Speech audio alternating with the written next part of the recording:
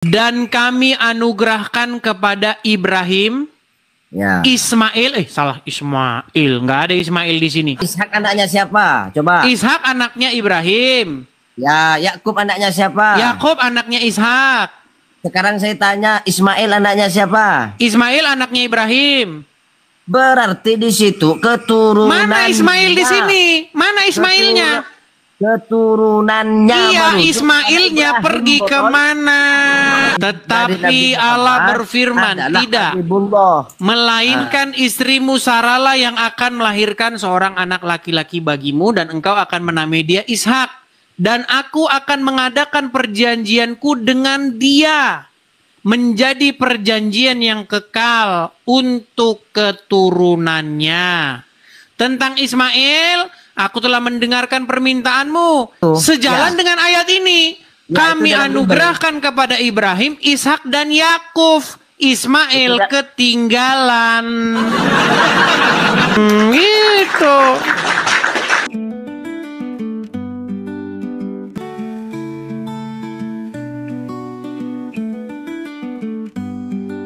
Saya tahu Bang Edis, saya sudah baca itu.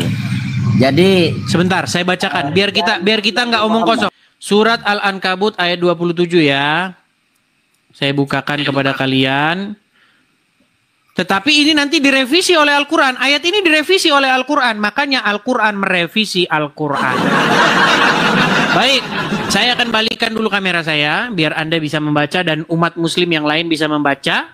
Dan semoga mereka mendapatkan pencerahan ya dari kajian Ustadz Edis TV. Baik. Surat Al-Ankabut ayat 27. Dan kami anugerahkan kepada Ibrahim, ya. Ismail, salah Ismail, nggak ada Ismail di sini. Dan kami anugerahkan kepada Ibrahim, Ishak dan Yakub. Tidak disebutkan di sini Ismail. Makanya di dalam Bible selalu saja bunyinya, akulah Allahnya Abraham, Ishak dan Yakub. Akulah Allah nenek moyangmu. Tidak ada di sini Allah Abraham, Ishak dan Ismail, nggak ada. Tetapi saya tahu ayat ini nanti direvisi oleh Al-Quran. Nah, tetapi revisiannya tetap saja merujuk kepada keturunan Yakub. Jadi bagaimanapun ya teman-teman, bagaimanapun iblis atau setan ingin memelintir kebenaran firman Tuhan, tetap saja dia itu selalu keseleo lidah. Coba sekarang saya tanya, adakah di sini disebutkan Ismail? Memang di situ tidak ada disebutkan Bang Idis. Oke, jadi kenabian sebentar. Jalur kenabian Nabi Jalur Muhammad. kenabian di sini diberikan kepada siapa? Itu bukan menjelaskan tentang jalur kenabian Bang Idis. Baik, saya bacakan ya. Dan kami anugerahkan kepada Ibrahim, Ishak dan Yakub dan jadikan kenabian. Nah ini gimana nih? Kami jadikan kenabian dan Alkitab pada keturunannya. Sekarang saya bacakan, oke, Asbabun Nuzul dari surat Al-Ankabut ayat 27 tidak secara spesifik memiliki turun yang tunggal, melainkan merupakan kelanjutan dari kisah Nabi Ibrahim dan kaumnya. Begitu Bang. Oke, sekarang di situ dalam satu ayat saja. Baik. Bang Edis selalu menolak bahwa umat Kristen termasuk Bang Edis menolak kenabian Nabi Muhammad, kan begitu? Oke, sebentar. Sebelum kita bicara tentang kenabian Muhammad dulu, gini. Betul. Kenapa Al-Quran tidak pernah tenang? Sebutkan satu anak Ismail di dalam Al-Quran. Sebutkan satu anak Ismail di dalam Al-Quran. Siapa namanya? Saya kalau diskusi dengan Bang Edis ini, saya perlu pakai waktu, kita pakai apa itu? Gus, ini tidak perkara yang muter-muter. Bukan, kenapa? Ini Karena perkara yang sederhana saja, Gus. Begini, Gus, dengarkan, Gus. Tenang, Gus, tenang. Gus, biar kita tidak boros-boros. Coba sebutkan satu nama keturunan Ismail yang disebutkan oleh Al-Quran. Keturunan Nabi Ismail ada 12, Bang Edis. Sebutkan ayatnya. Tunggu dulu ini ya. Ngarang lagi raya. Putra dari Nabi Ismail. Ayatnya Gus, ayatnya biar saya buka di sini ayatnya. Jadi tidak semua Bang Edis, tidak semua yang menjelaskan terkait hukum Islam itu dimuat dalam Al-Quran. Nah, inilah yang saya bilang umat muslim telah menyelewengkan ayat-ayat Al-Quran.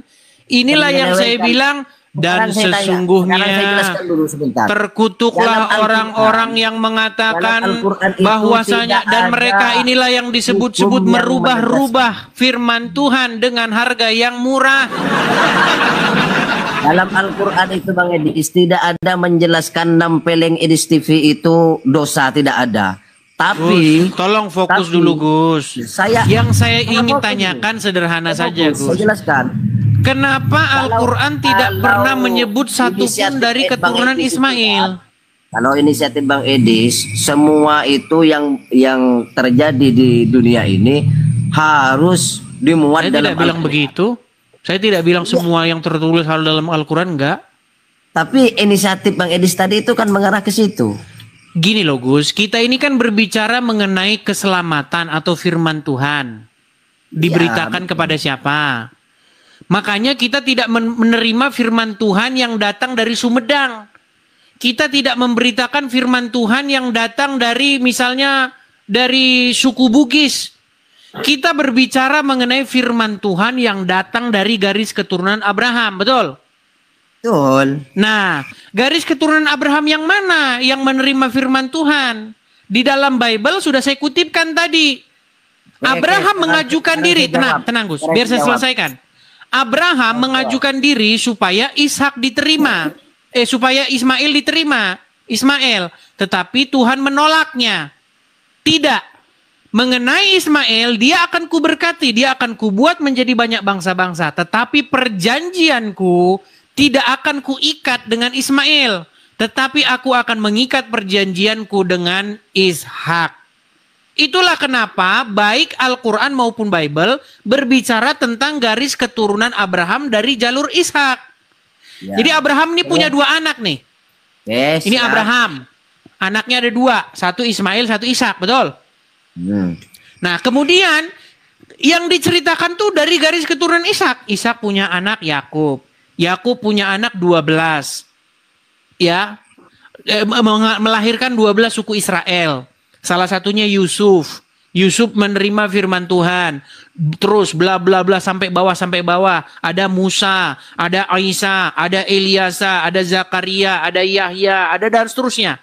Selalu yang kalau ada pohon, akar pohon begitu, yang detail, yang panjang nih dari garis keturunan Ishak.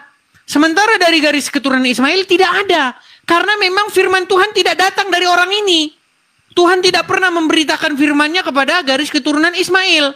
Tetapi iblis menggunakan jalur keturunan Ismail ini dengan memelintirnya, dengan mengatakan bahwa firman Tuhan datang dari garis keturunan Ismail. Padahal tidak ada. Coba tantangan saya kepada seluruh umat muslim. Tunjukkan satu anak Ismail di dalam Al-Quran. Siapa namanya? Saya sudah menjawab tadi. Kalau secara eksplisit di dalam Al-Quran memang tidak disebutkan terkait siapa? Garis keturunan Ismail. Iya, karena memang Tuhan tidak berfirman kepada Ismail dan keturunannya. Makanya keturunan Ismail menjadi satu bangsa penyembah berhala. Makanya waktu di zaman Muhammad, orang-orang di Jazirah Arab adalah para penyembah berhala. Betul?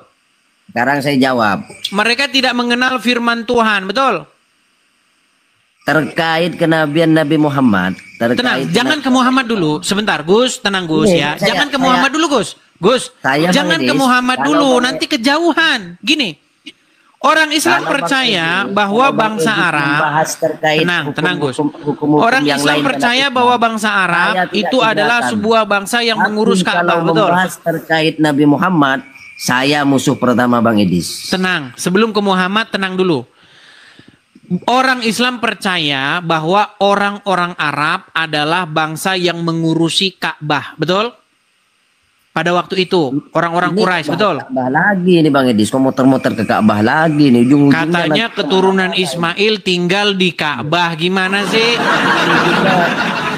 Keturunan Ismail tinggal di Ka'bah, betul? Pembahasan sudah baru ya Bang Edis. Anda saya suruh sebutkan siapa keturunan Ismail. Anda tidak bisa sebutkan, betul? Sekarang saya ingin memberitahukan, memberi edukasi kepada Bang Edis terkait Nabi Muhammad itu, ya. Terkait Nabi Muhammad itu jalur dari Ismail. Oke, sebutkan ayatnya. Kenapa Bang Edis perlu ayat? Kan ya kenapa Anda bisa ngomong seperti itu? Karena berdasarkan sejarah. Berdasarkan halusinasi. Bahwa keturunan. Sekarang saya tanya dulu. Berdasarkan sejarah. Kita ini berbicara mengenai apa yang tertulis di dalam Al-Quran. Di dalam Al-Quran tidak pernah ada satu ayat yang mengatakan bahwa Muhammad keturunan Ismail. Kemudian Nabi Ibrahim itu dijelaskan di dalam Al-Quran. Coba saya akan bongkar bahwa Muhammad itu semua para nabi dan rasul itu bernasab kepada Nabi Ibrahim, termasuk Nabi Muhammad bernasab kepada Nabi Ibrahim. Mana ayatnya bahwa Muhammad bernasab kepada Nabi Ibrahim? Sekarang saya jelaskan sama Bang Edis bahwasanya nubuatan terkait Nabi Muhammad itu Bang Edis bukan hanya dalam Al-Qur'an, dalam Bible Bang Edis juga dijelaskan. Baik, ya. Begini Gus, saya mau tanya sama Anda Gus, tenang Gus. Sabar. Tenang Gus. Tenang. Di dalam Al-Quran mana bahwa Muhammad itu keturunan Ibrahim? Tenang dulu ya, tenang ya. Siap? Enggak, di dalam Quran mana Gus bahwa Muhammad itu keturunan Ibrahim? Ini dari tadi Bang Edis terus yang nanya ini. Saya mau jawab dipotong. Saya tidak bertanya, saya hanya ingin mengkonfirmasi pernyataan Anda. Karena Anda mengeluarkan statement-statement yang menyesatkan. Anda katakan bahwa Ismail itu punya anak namanya Muhammad. Di Quran mana? Waduh. Setiap saya menjawab selalu dipotong. Ini tidak fair ini. Bukan tidak fair Gus. Kamu kan mengeluarkan statement bahwasanya Muhammad itu keturunan Ismail. Bang Edis ini tertarik saya diskusi dengan Bang Edis ini. Tapi beberapa kali saya diskusi. Silakan sampaikan poin Anda. Silakan. Sampaikan poin Anda. Silakan. Kalau tidak diturunkan, selalu dipotong pernyataan saya. Sekarang saya jawab terkait penolakan umat Kristen terhadap Nabi Jangan Muhammad. Jangan ke situ dulu. Poin kita membuktikan bahwa Ismail punya anak di dalam Al-Quran. Siapa anaknya? Saya ingin menjawab terkait tudingan Bang Edis bahwa Nabi Muhammad kan ditolak oleh Bang Edis karena dari jalur Ismail, kan begitu? Bahkan Al-Quran tidak pernah menyebutkan bahwa Muhammad dari garis keturunan Ismail. Memangnya semua harus dimuat dalam Al-Quran. Terus dari mana Anda menyatakan itu? Saya ada hadis. Hadis. Ternyata hadis. Saya pikir Al-Quran, ternyata hadis. Jadi Al-Quran, tenang. Jadi Al-Quran tidak pernah menyebutkan bahwa Muhammad keturunan Ismail? Gini, saya jawab dulu, jangan dipotong. Nah, makanya teman-teman, ternyata buku yang menyesatkan orang-orang Islam adalah hadis. Makasih Bang Tobias, terima kasih Bang Tobias. Gus, gini, boleh saya jawab? Gus. Kalau misalkan saya ngomong dipotong lagi, ini terakhir saya naik komal Bang Edis ini. Silakan. Ya. Jadi semuanya itu tidak harus dimuat dalam Al-Quran Bang Edis. Seperti saya beri contoh tadi, nampeleng Bang Edis itu tidak ada dimuat dalam Al-Quran, atau nampeleng orang tua itu tidak ada dimuat dalam Al-Quran.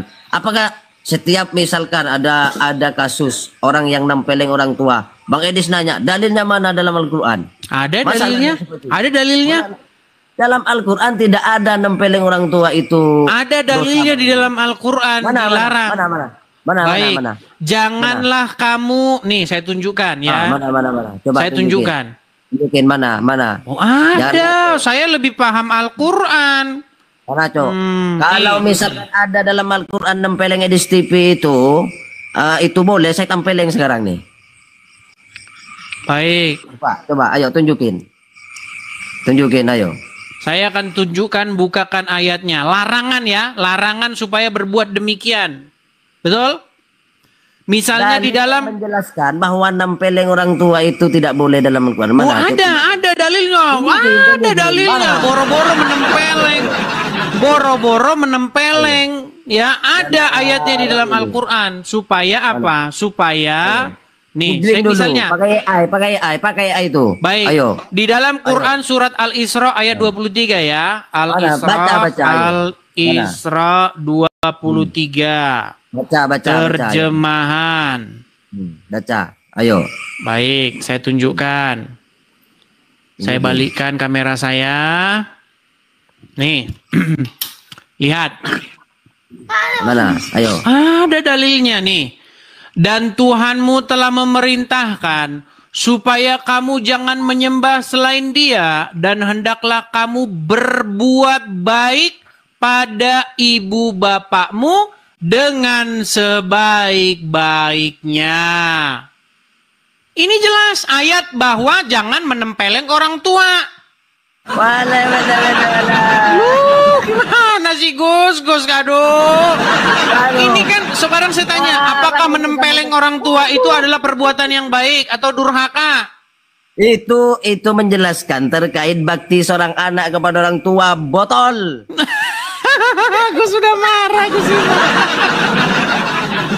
Makanya saya bilang teman-teman, orang-orang muslim mereka tidak pernah tahu isi Qur'annya. Yang diajarkan adalah cara membaca huruf-huruf hijayah. Larangan Gus, untuk tidak. Itu kan sudah perintah supaya orang itu berbuat baik kepada orang tua. Kalau disuruh berbuat baik kepada orang tua, bagaimana mungkin dibolehkan menempeleng? Ini gimana sih, Gus? Itu sebagai bentuk bakti seorang anak kepada orang tua. Iya, itu dalilnya. Jadi dalil nempeleng boleh nempeleng orang tua ada tidak tuh? Itu dalilnya, tidak boleh menempeleng orang tua. Gimana Gus ini? Gus Imam. Oke, sekarang kita kembali ke tema kita. Sebentar, kita kembali ke tema kita. Bang Edis tadi apa dasar atau apa dalil yang membuat orang Islam percaya bahwasanya Muhammad itu keturunan Ismail dari dalam Al-Quran? Silakan kutip satu ayatnya. Tunggu, Bang Edis berarti sepakat dengan ayat tadi bahwa itu Bang Edis rujukkan kepada nempeleng orang tua tidak boleh berarti kan? Ya. Sepakat. Ya. Ya berarti itu sudah menjawab bahwasanya Nabi Muhammad dari jalur Ismail walaupun tidak disebutkan di situ. Walaupun ayat itu menjelaskan tentang kenabian ayatnya. Itu ayatnya tadi Al-Ankabut ayat 27. Baik. Al-Ankabut 27. Memang dibuka lagi itu orang-orang Islam ini. Baik, Al-Ankabut 27 ya. Saya balikkan kamera saya. Lihatlah teman-teman ya. Sangat mengecewakan nih, orang muslim tidak mengetahui isi daripada Qur'annya. Tadi dia sepakat. Baik. Dia sepakat. Oke, sekarang Anda yang baca dulu, Gus. Ini surat Al-Ankabut ayat 27 baca. Ya. Dan kami anugerahkan kepada Ibrahim selamat datang di kebenaran ya. Terus? Selamat datang di kebenaran. Jadi kalau Bang Edis tenang, jangan diedit dulu, lanjut dulu. Dan kalau Bang Edis taslim dengan ayat itu berarti taslim. Gus, baca dulu sampai selesai, Gus. Baca dulu sampai selesai. Dan ya Ishak dan Yakub dan kami jadikan kenabian dan Alkitab pada keturunannya. Oke, keturunan siapa? Keturunan siapa yang dijadikan nabi? keturunannya itu, coba keturunannya, coba baca Arabnya di atas. Berat. Di situ dan kami anugerahkan kepada Ibrahim, Ishak dan Yakub.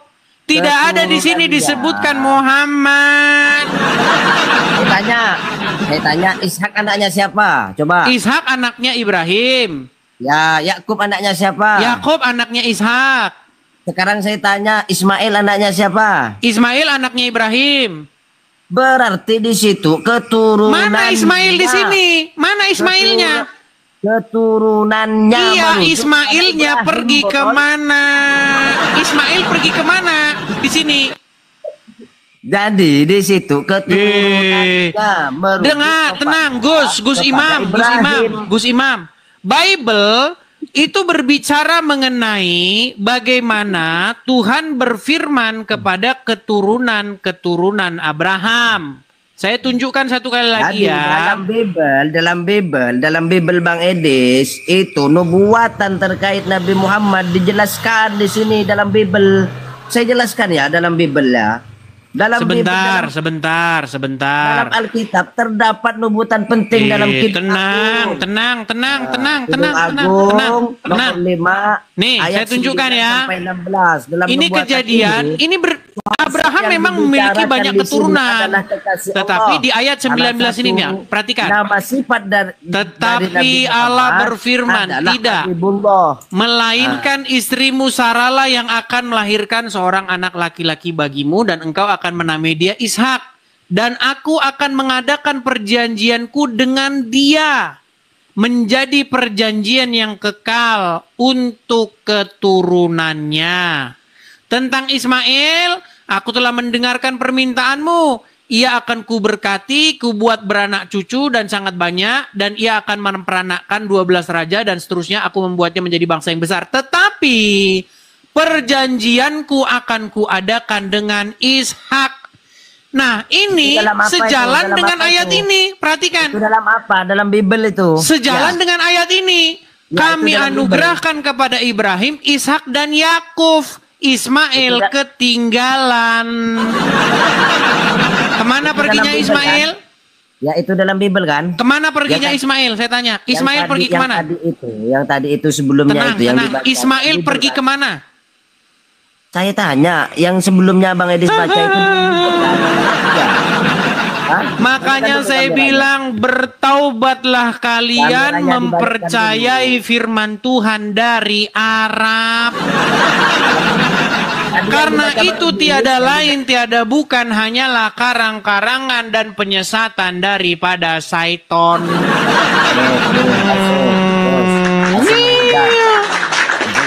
Tidak ada firman Tuhan datang dari Arab. Firman Tuhan datang dari Israel kepada bangsa-bangsa lain. Sehingga genaplah apa yang dikatakan di dalam Bible. Bangsa-bangsa yang tinggal di dalam kegelapan akan melihat terangnya yang ajaib. Makanya bangsa-bangsa non-Israel yang tinggal dalam kegelapan, yang mereka memuja arwah nenek moyang, mereka menyembah pohon dan batu, mendengar firman Tuhan dari Israel. Sekarang kalian malah nyembah-nyembah batu di Arab. Gitu. Jadi semoga firman Tuhan dari Ustadz Edis TV malam hari ini menyadarkan kaum muslimin wal muslimat bahwasanya tidak ada firman Tuhan yang datang dari Arab, melainkan firman Tuhan datang dari Bani Israel. Bahkan menurut Al-Quran, tenang, bahkan menurut Al-Quran Muhammad adalah kelompok dari Bani Israel. Menurut Al-Quran tidak ada Al-Quran menyebutkan bahwa Muhammad itu orang Arab. Baik, nanti kita bahas itu di tema-tema selanjutnya. Oke? Selamat malam. Besok naik lagi. Nangis kamu.